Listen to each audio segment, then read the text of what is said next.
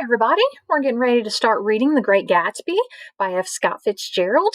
So, if you will follow along while you listen and pause at any time to take the breaks that you need, and we'll begin with chapter 1. So, this is your PDF, and you'll just scroll to get to the chapter that you need.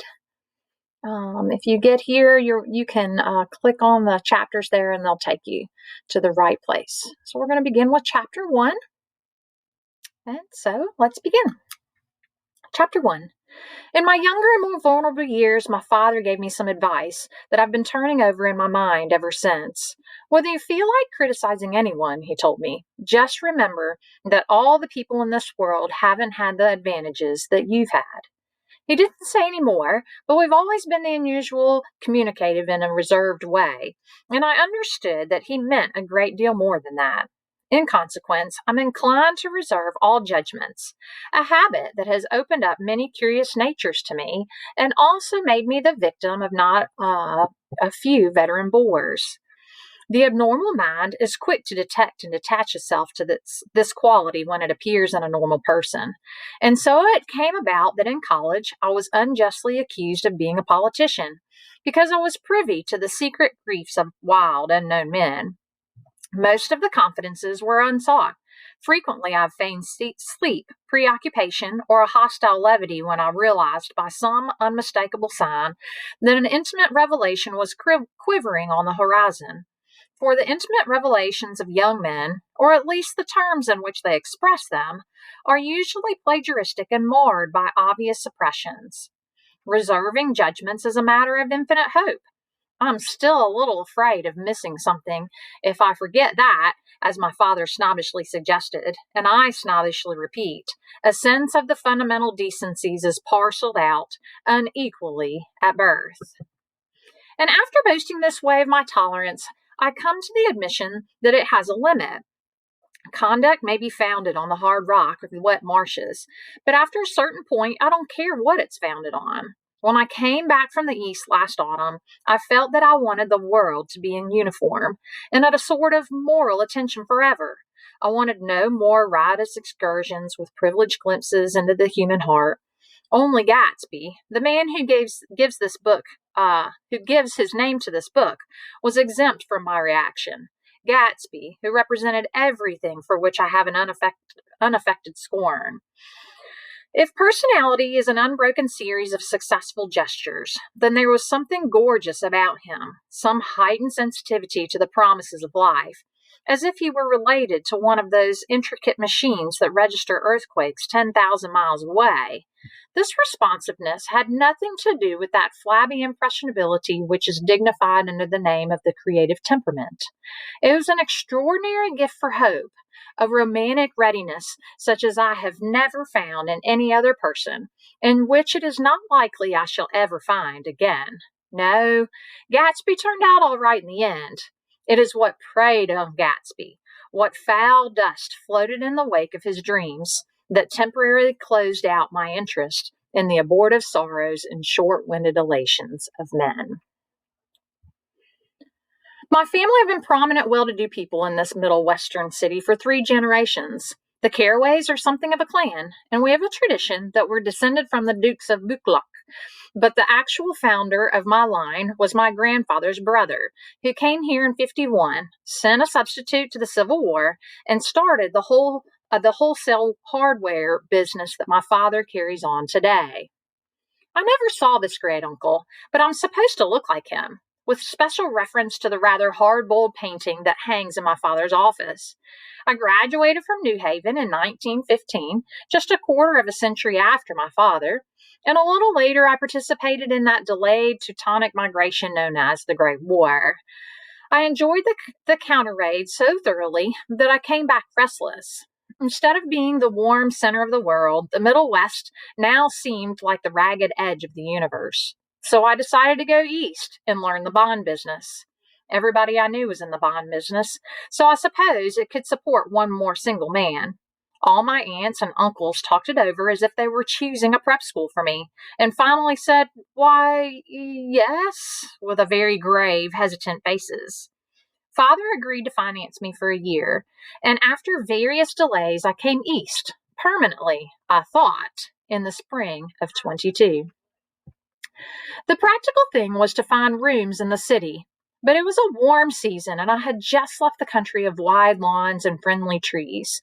So when a young man at the office suggested that we take a house together in the commuting town, it sounded like a great idea.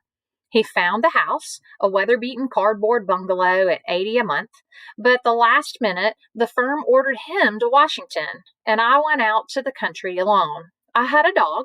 At least I had him for a few days until he ran away, and an old Dodge and a Finnish woman who made my bed and cooked my breakfast and muttered Finnish wisdom to herself over the electric stove. It was lonely for a day or so until one morning some man, more recently arrived than I, stopped on the road. "How do you get to West Egg Village?" he asked helplessly. I told him, and as I walked on, I was lonely no longer. I was a guide, a pathfinder, an original settler. He had casually conferred on me the freedom of the neighborhood.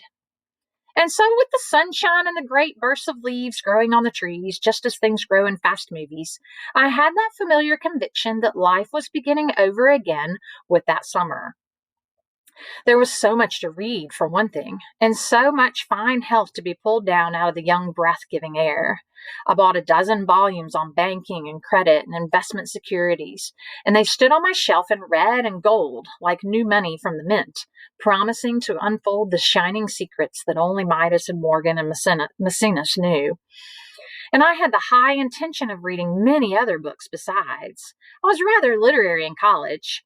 One year I wrote a series of very solemn and obvious editorials for the Yale News, and now I was going to bring back all such things into my life and become again that most limited of all specialists, the well-rounded man.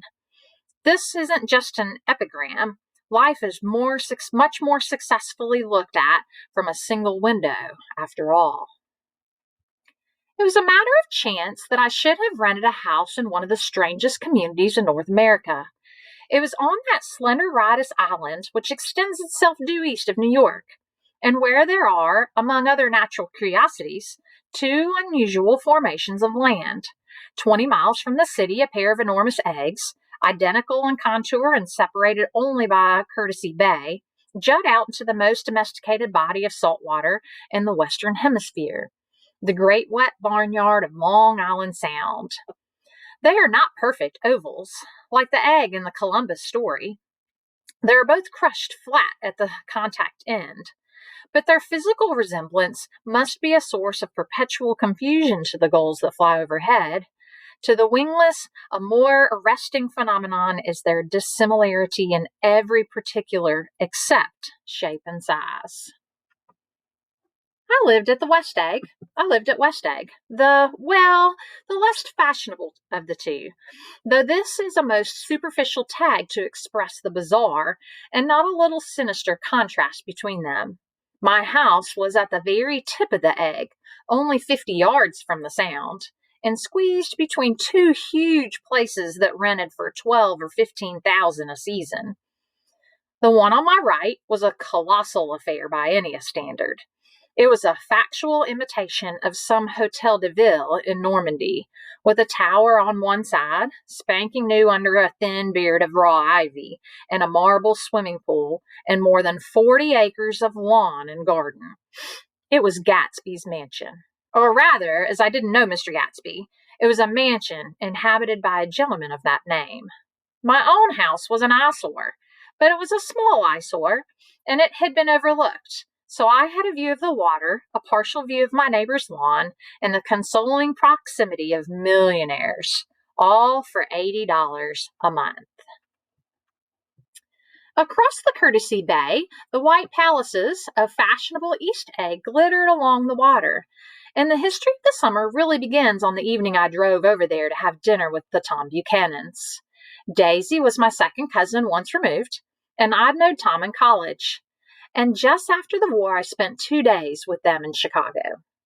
Her husband, among various physical accomplishments, had been one of the most powerful ends that ever played football in New Haven, a national figure in a way, one of those men who reached such an acute limited excellence at 21 that everything afterwards savors of anticlimax. His family were enormously wealthy. Even in college, his freedom with money was a matter for reproach. But now he left Chicago and come east in a fashion to rather look your breath away. That rather took your breath away. For instance, he'd brought down a string of polo ponies from Lake Forest. It was hard to realize that a man in my own generation was wealthy enough to do that. Why they came east, I don't know. They had spent a year in France for no particular reason, and then drifted here and there unrestfully wherever people played polo and were rich together. This was a permanent move, and Daisy over the telephone, but I didn't believe it. I had no sight into Daisy's heart, but I felt that Tom would drift on forever, seeking, a little wistfully, for the dramatic turbulence of some irrecoverable football game. And so it happened that on a warm, windy evening, I drove over to East Egg to see two old friends whom I scarcely knew at all. Their house was even more elaborate than I expected. A cheerful red and white Gregorian colonial mansion overlooking the bay.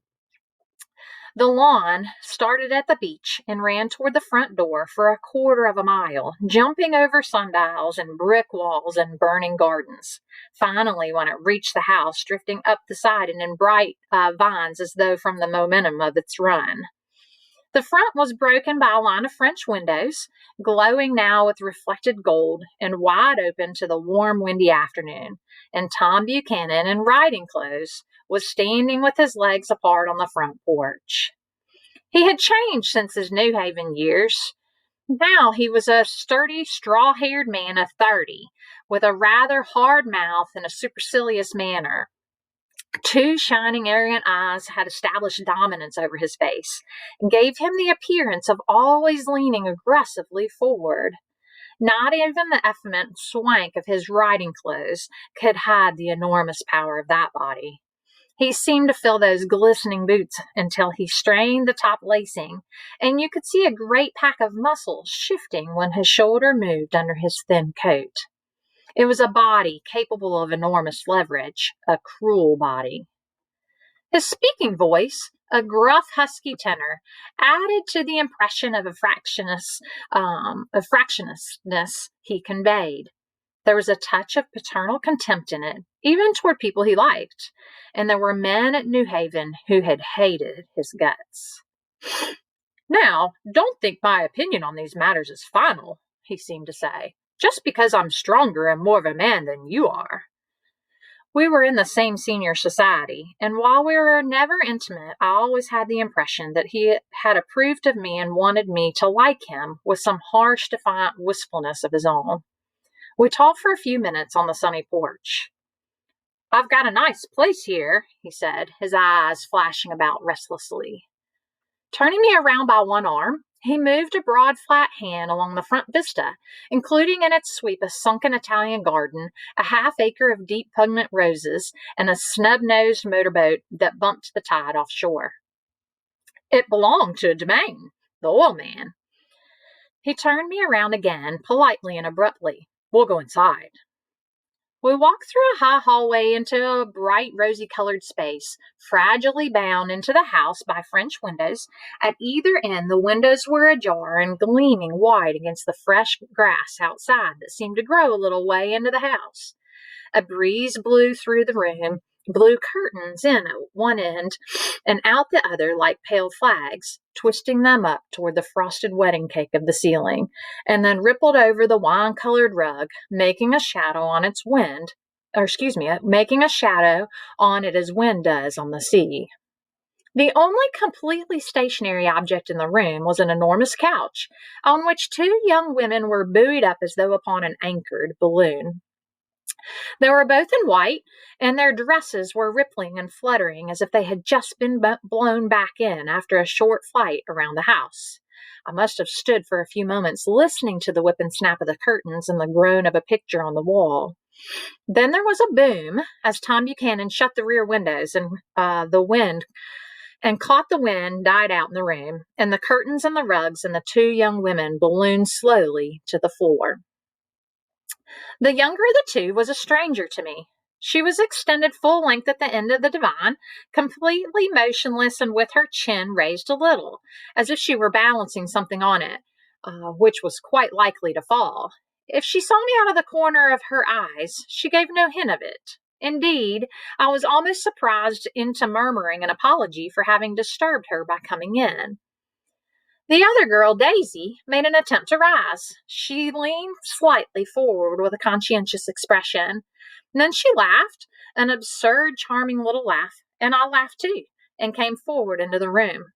I'm paralyzed with happiness, she laughed again, as if she said something very witty, and held my hand for a moment, looking up into my face, promising that there was no one in the world she so much wanted to see. That was the way she had. She hinted in a murmur that the surname of the balancing girl was Baker. I heard it said that Daisy's murmur was only to make people lean toward her, an irrelevant criticism that made it no less charming. At any rate, Miss Baker's lips fluttered. She nodded at me almost imperceptibly, and then quickly tipped her head back again. The object she was balancing had obviously tottered a little and given her something of a fright.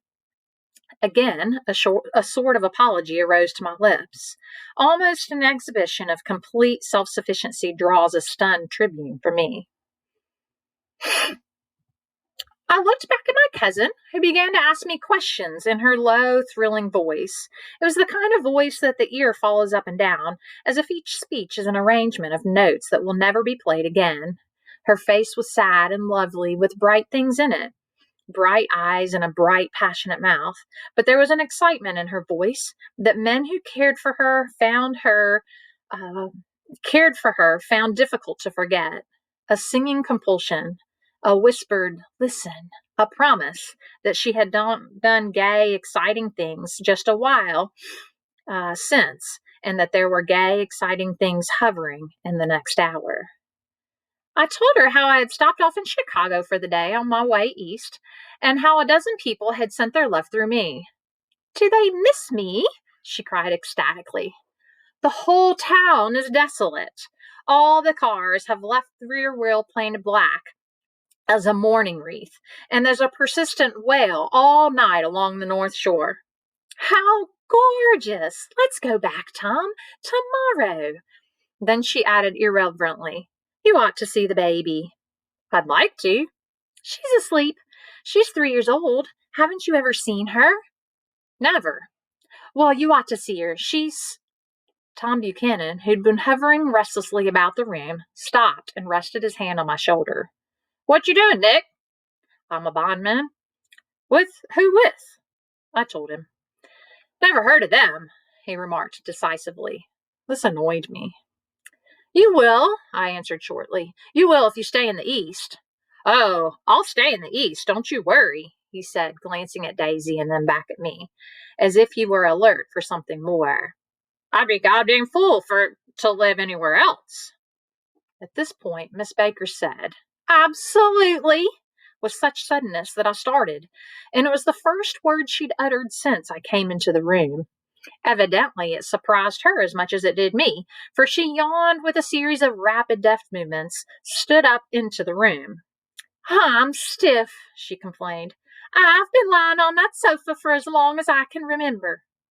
Don't look at me, Daisy retorted. I've been trying to get you to New York all afternoon.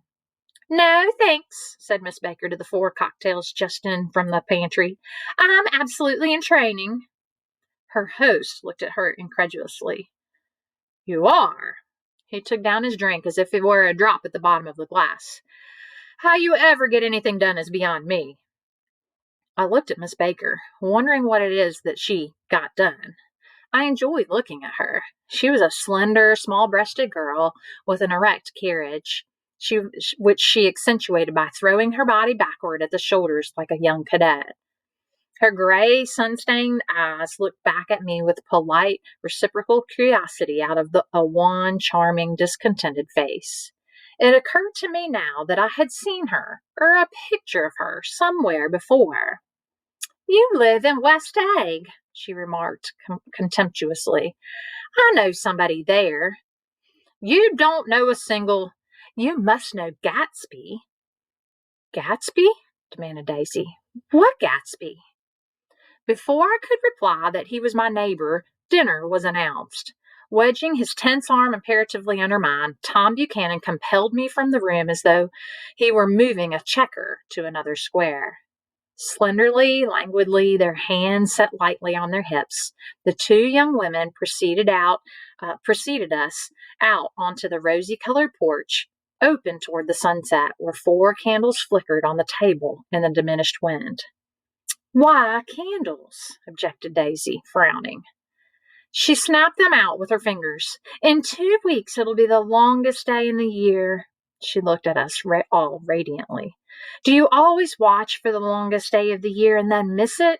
I always watch for the longest day in the year and then miss it. We ought to plan something, yawned Miss Baker, sitting down at the table as if she were getting into bed. All right, said Daisy. What do we plan? She turned to me helplessly. What do people plan? Before I could answer, her eyes fastened with an odd expression on her little finger. Look, she complained. I hurt it. We all looked. The knuckle was black and blue. You did it, Tom, she said accusingly. I know you didn't mean to, but you did do it. That's what I get for marrying a brute of a man, a great big hulking physical specimen of a— I hate that word hulking, objected Tom crossly, even in kidding. Hulking, insisted Daisy. Sometimes she and Miss Baker talked at once, unobtrusively and with a bantering inconsequence that was never quite chatter, that was as cool as their white dresses and their impersonal eyes in the absence of all desire. They were here, and they accepted Tom and me, making only polite, pleasant effort to entertain or to be entertained. They knew that presently dinner would be over, and a little later the evening too would be over and casually put away. It was sharply different from the West, where an evening was hurried from phase to phase toward its close, in a continually disappointed anticipation, or else in sheer nervous dread of the moment itself. You make me feel uncivilized, Daisy, I confessed with my second glass of corky, but rather impressive claret. Can't you talk about crops or something? I meant nothing in particular by this remark, but it was taken up in an unexpected way. Civilization's going to pieces, broke out Tom violently. I've gotten to be a terrible pessimist about things. Have you read The Rise of the Colored Empires by this man Goddard? Why, no, I answered, rather surprised by his tone. Well, it's a fine book and everybody ought to read it. The idea is if we don't look out, the white race will be utterly submerged. It's all scientific stuff. It's been proved. Tom's getting very profound, said Daisy with an expression of unthoughtful sadness. He reads deep books with long words in them. What was the word Well, these books are all scientific, insisted Tom, glancing at him impatiently. Glancing at her impatiently, This fellow has worked out the whole thing. It's up to us, who are the dominant race, to watch out, or these other races will have control of things. We've got to beat them down, whispered Daisy, winking ferociously toward the fervent sun. You ought to live in California, began Miss Baker, but Tom interrupted her by shifting heavily in his chair.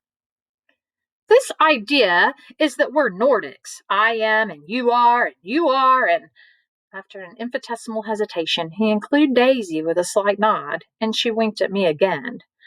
And we've produced all these things that go to make civilization. Oh, science and art and all that. Do you see? There was something pathetic in his concentration, as if his complacency, more acute than of old, was not enough to him any more. When almost immediately the telephone rang inside, and the butler left the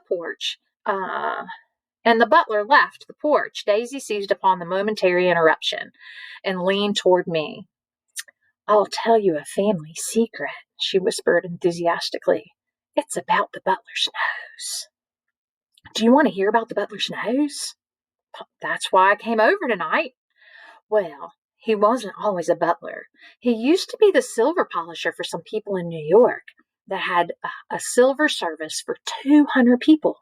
He had to polish it from morning till night until finally it began to affect his nose.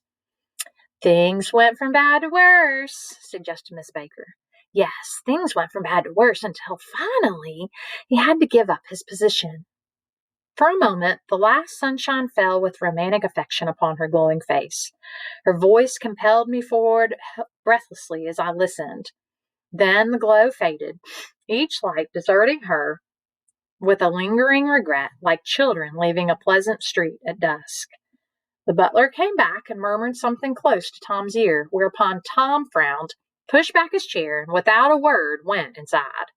As if his absence quickened something within her, Daisy leaned forward again, her voice glowing and singing.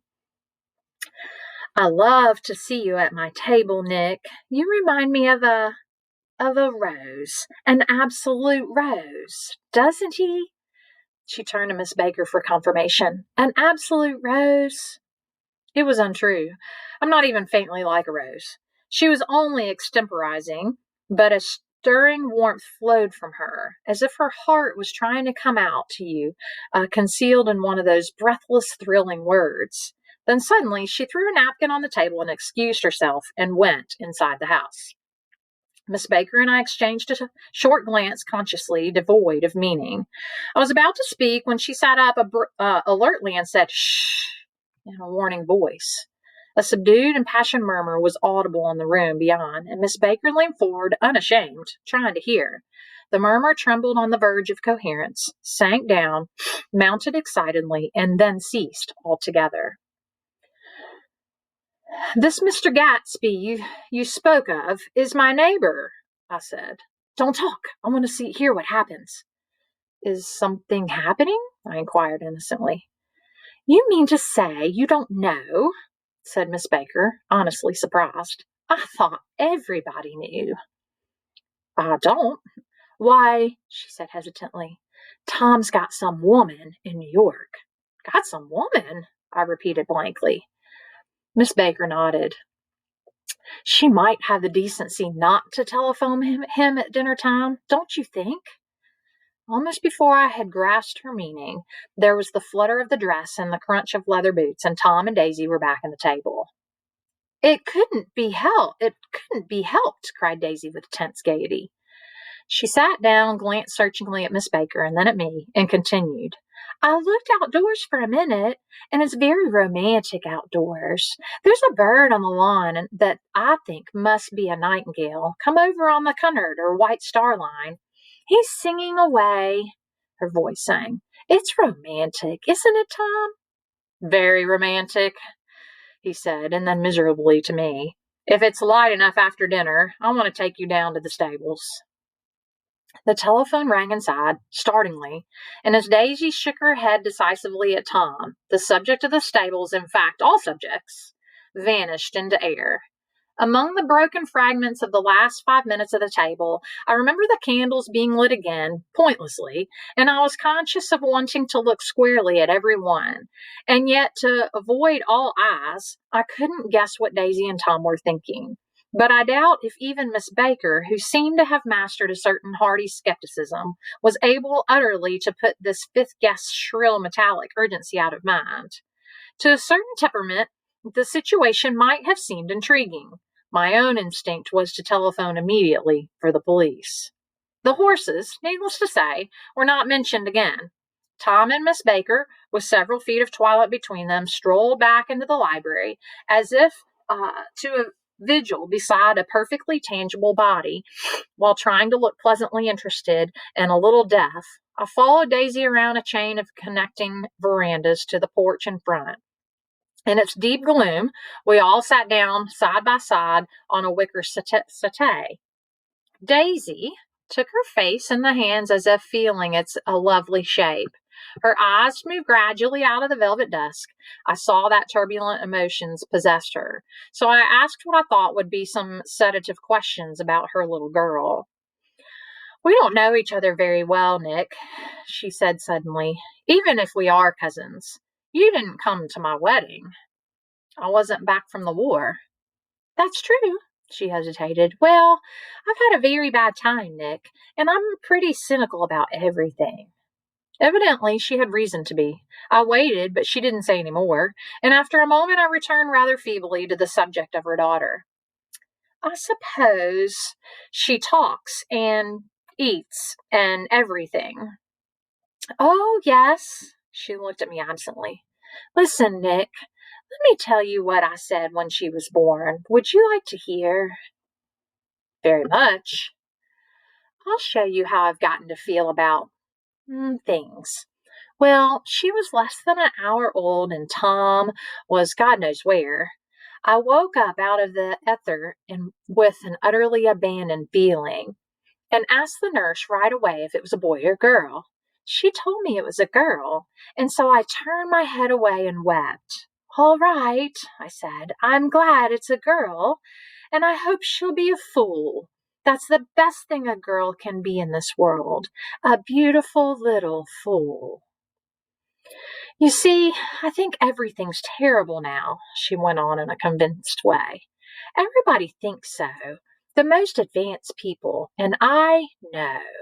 I've been everywhere and seen everything and done everything.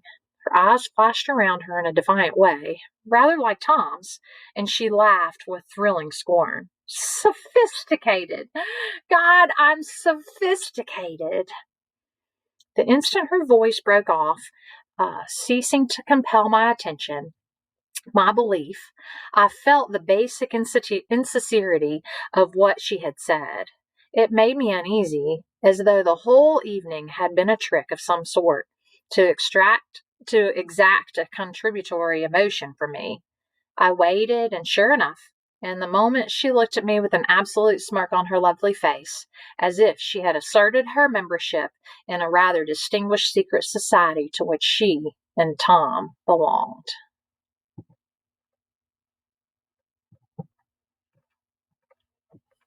Inside, the crimson room bloomed with light. Tom and Miss Baker sat at either end of the long couch, and she read aloud to him from the Saturday Evening Post, the words murmurous and unaffected, running together in a soothing tune. The lamplight bright on his boots and the dull autumn yellow leaf of her hair glinted along the paper as she turned a page with a flutter of slender muscles in her arms. When we came in, she held us silent for a moment, with a lifted hand. To be continued, she said, tossing the magazine on the table, in our very next issue. Her body asserted itself with a restless movement of her knee, and she stood up.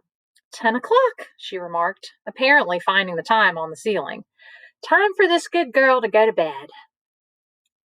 Jordan's going to play in the tournament tomorrow, explained Daisy, over at Westchester. Oh, you're Jordan Baker. I knew now why her face was familiar.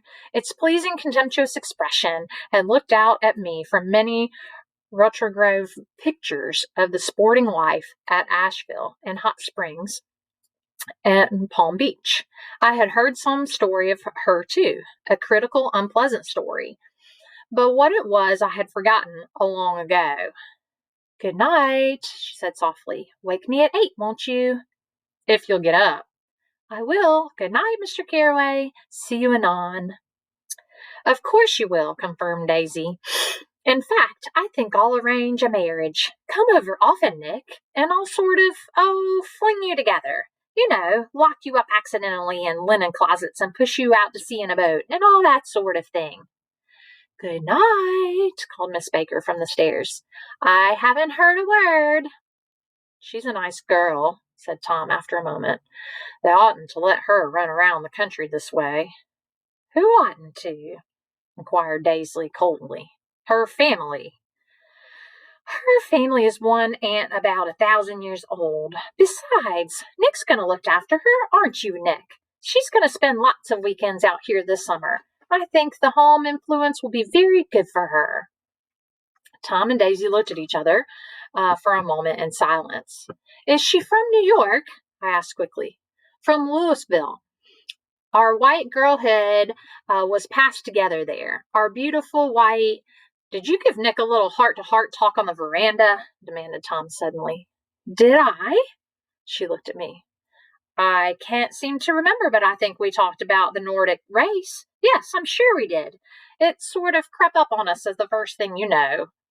Don't believe everything you hear, Nick, he advised me. I said lightly that I had heard nothing at all, and a few minutes later I got up to go home. They came to the door with me and stood side by side in a cheerful square of light. As I started my motor, Daisy uh, peremptorily, called, Wait! I forgot to ask you something, and it's important. We heard you were engaged to a girl out west. That's right, corroborated Tom kindly. We heard that you were engaged. It's libel. I'm too poor. But we heard it, insisted Daisy, surprising me by opening up again in a flower-like way. We heard it from 3 people, so it must be true. Of course, I knew what they were referring to, but I wasn't even vaguely engaged. The fact that gossip had published the banns was one of the reasons I had come east. You can't stop going with an old friend on account of rumors, and on the other hand, I had no intention of being rumored into marriage. Their interest rather touched me and made them less remotely rich. Nevertheless, I was confused and a little disgusted as I drove away. It seemed to me that the thing for Daisy to do was to rush out of the house, child in arms, but apparently there was no such intentions in her head. As for Tom, the fact that he had some woman in New York was really less surprising than that he had been depressed by a book. Something was making him nibble at the edge of stale ideas, as if his sturdy physical egotism no longer nourished his peremptory heart. Already, it was deep summer on roadhouse roofs, and in front of wayside garages where new red gas pumps sat out in pools of light. And when I reached my estate at West Egg, I ran the car under its shed and sat for a while on an abandoned grass roller in the yard. The wind had blown off, leaving a loud, bright night with wings beating in the trees and persistent organ sound as the full bellows of the earth blew the frogs full of life. The silhouette of a moving cat wavered across the moonlight, and turning my head to watch it, I saw that I was not alone. 50 feet away, a figure had emerged from the shadow of my neighbor's mansion and was standing with his hands in his pockets regarding the silver pepper of the stars. Something in his leisurely movements and the secure position of his feet upon the lawn suggested that Mr. Gatsby himself come out to determine what share was his of our local heavens. I decided to call to him. Miss Baker had mentioned him at dinner, and that would do for an introduction. But I didn't call to him, for he gave a sudden intimation that he was content to be alone. He stretched out his arms toward the dark water in a curious way, and, far as I was from him, I could have sworn he was trembling.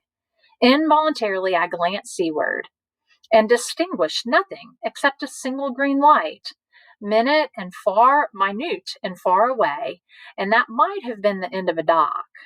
When I looked once more for Gatsby, he had vanished, and I was alone again in the unquiet darkness.